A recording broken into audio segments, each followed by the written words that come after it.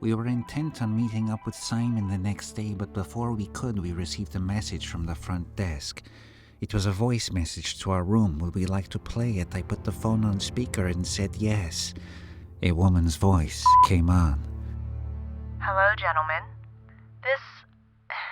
Well, if you don't know who this is, then I haven't made much of an impression. My apologies. I don't mean to be glib. I'd like to meet for lunch today at the address that will be delivered to you, 11:30 sharp. If I don't see you by 11:35, I will depart. You've no reason to trust or believe me, but I'm doing this independent of anyone else's interest. Or rather, I'm unattached in this decision to reach out. Please come just the two of you. I promise to be alone. I hope you'll consider it.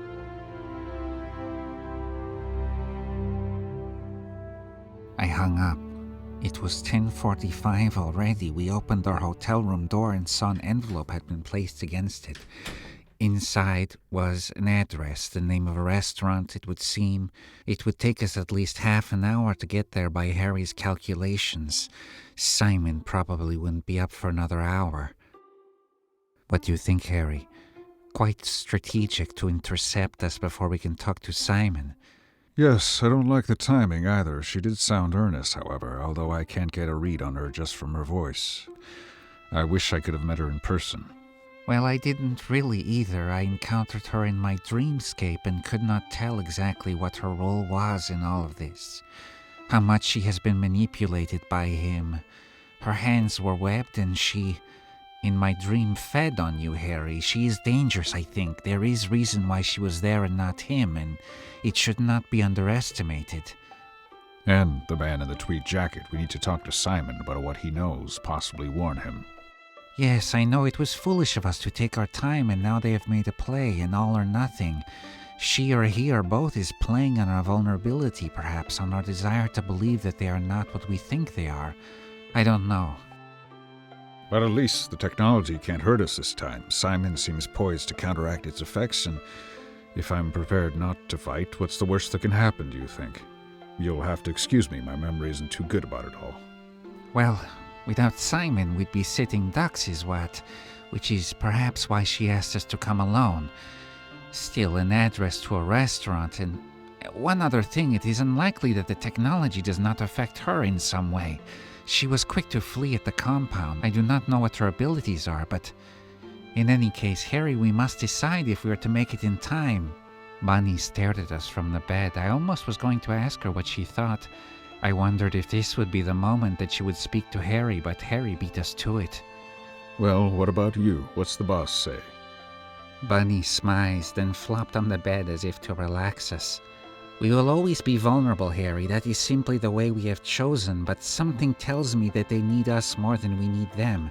Else, why are they in a rush? Why would they not simply ask to meet? And the Tweed man, not the most subtle bit of undercover work. Unless it was all on purpose for him to have me follow him to her to see them. Bunny flopped on the bed again dramatically. We both looked at her. No, you're right. We're overthinking it. Unless... You go to Simon, I go to her? Bunny looked tense, twitching her ears like an antenna looking for service. No, scratch that. It's best we stick together. In any case, we should get going. Harry put on his coat and held his arm down for Bunny to run up onto, but she, in turn, looked hesitant. Then she ran across the room to my Bunny backpack and started to push inside. Well, okay then.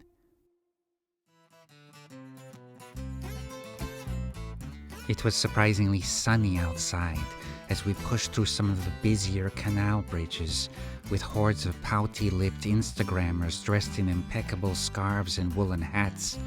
Once we pushed into the outer boroughs, the crowds thinned and I stopped almost being hit by every other bicycle. Harry had a good sense of direction, but unfortunately he took us down a dead end. Damn it. This isn't what it was like on the map. We may just make it, but we'll have to rush.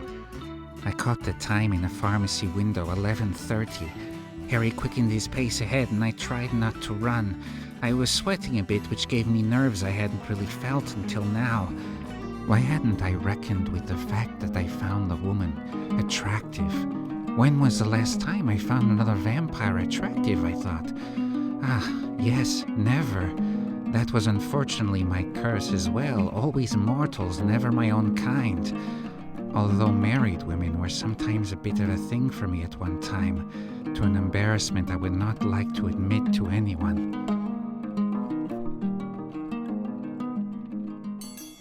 The restaurant had large windows and only a couple letters as its sign, though it was not my specialty. Chinese? Or no, Vietnamese. It was a very simple but elegant restaurant, all mostly in black and white. There was a bartender who looked up from finishing pouring a trio of frothy pink cocktails as we entered. But as we watched them carried by a petite waitress, she took them across the room, all the way to 3 tittering middle-aged Westerners, their thick accented voices shocking us awake by its familiarity to the States, like we'd suddenly entered a cheesecake factory on a Friday night. A hand gently placed itself on my shoulder, not far from my backpack strap. I turned expecting to see the hostess, but it was she. Oh, sorry. Neto, hi. Harry, I'm Lucy. Sorry, I think I scared you. I'm glad you came. We're right over here. Her smile was disarming, but then it was quickly gone as she took Harry and my eyes in turn, like a practiced hostess or a teacher with grave seriousness. Just a soupçon of fearful deference, if you would call it that, though she never lowered herself in any way. It was just the most subtle lean as she turned with the gracefulness of a dancer. She wore a cream spaghetti strap shirt which made her incredibly defined shoulders all the more apparent as she turned to walk towards the table. She was not quite Harry's height, but only a few inches below. I hung Bunny in the pack behind me in the chair and made sure it was open enough for her to breathe and to hear. We sat across. The waitress came and brought us water. Lucy spoke to her in what was surely Vietnamese. I looked to Harry, but it didn't seem to be his specialty either.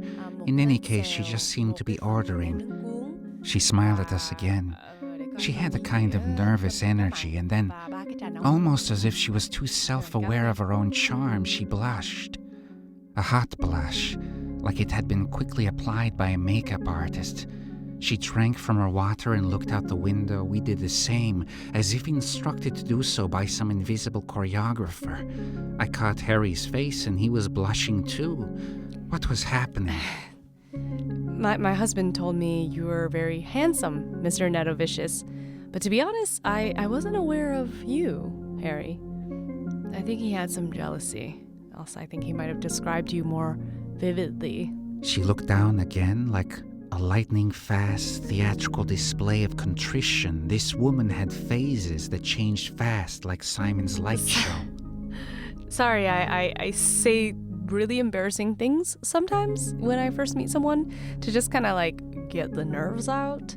Anyway, pay me no mind. I've ordered some food in case you're hungry, but I totally understand that is not why you came. But I am touched that you did. We stared like it was the first day of class. I'll be as straightforward as I can.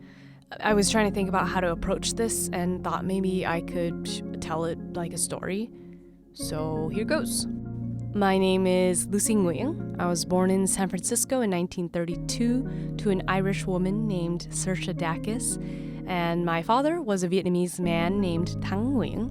You can imagine how difficult it was for a couple to exist in the United States at this particular time, but in fact, I had a really idyllic childhood. Their shared language was English, but also French, which was quite funny learning French at a young age with their particular accents. But anyhow, my father was a chef and he had a restaurant that was super popular in an area called Hayes Valley, and my mom managed it.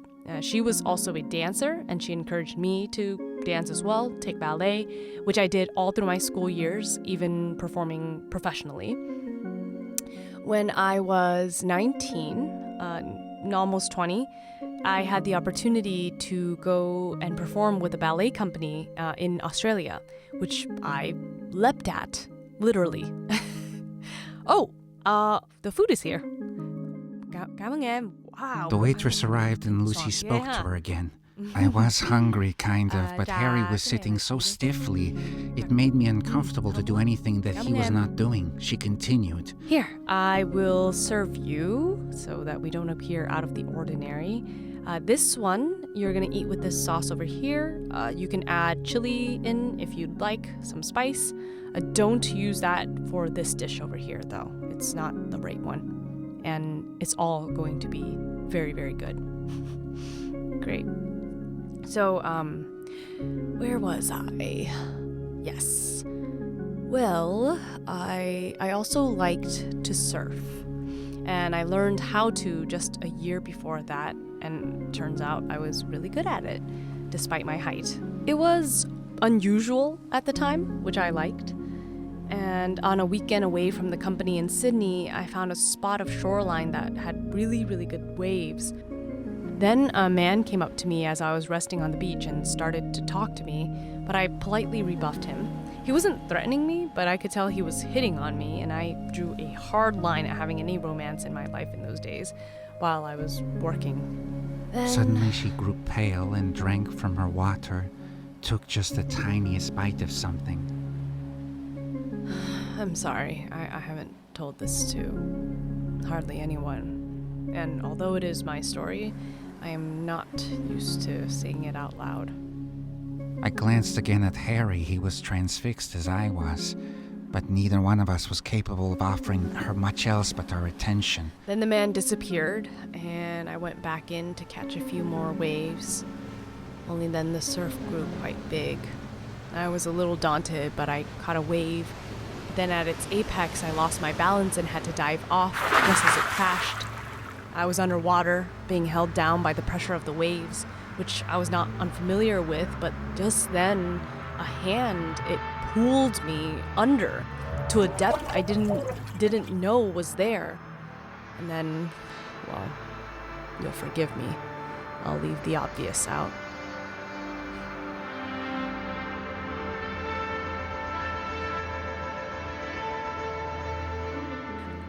I wanted to tell you this so you could know a little bit about my origin.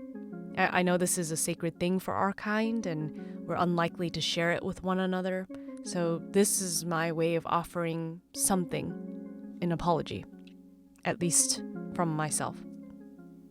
To conclude my story, after I failed to reappear in Sydney, I was eventually reported dead to my ballet company, feared drowned. The details don't matter. At first, I didn't want to go home, but then I reconsidered because I miss my parents so much. I showed up back in San Francisco miraculously to a lot of celebration and fanfare, and I spent the next 15 or so years working happily with them until my father died because of his smoking. My mother was inconsolable, and soon after she developed a kind of early dementia, very unusual for her age. And I looked after her until she passed, using funds from my soon-to-be husband. That is, soon by our standards. We began our real relationship 20 years after that. And I say all this so you can hopefully draw from it that I'm telling you the truth. My husband, whom you know, has never manipulated me, at least never using his known powers. How do I know this? Because, at least in some respects, I do believe he is a changed man. I believe he changed the day he met me. Naturally, you might say that would be the kind of manipulation he would have been capable of, and I'm not saying he's entirely changed. He's a selfish person, and that has not changed, and obstinate about what he thinks is right.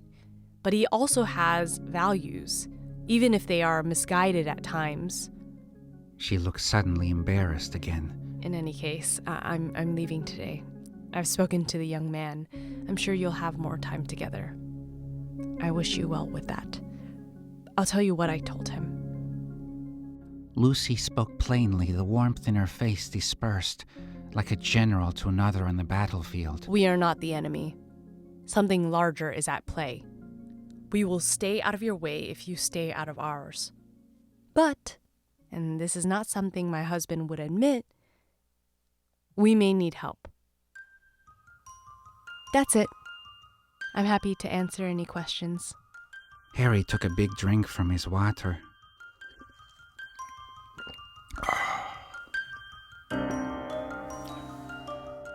Where is he? That? I can't say. Fine. Better for his sake and ours, I'm sure.